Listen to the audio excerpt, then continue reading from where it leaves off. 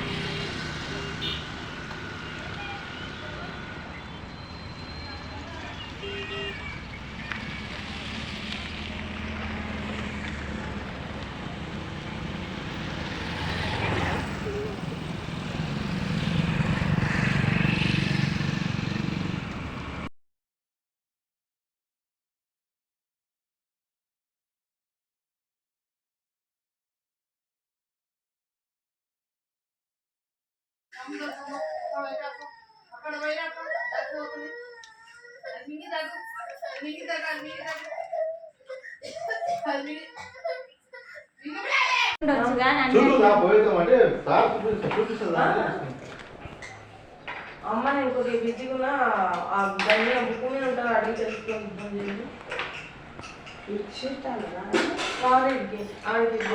Primary school కట్టుకుంటాను.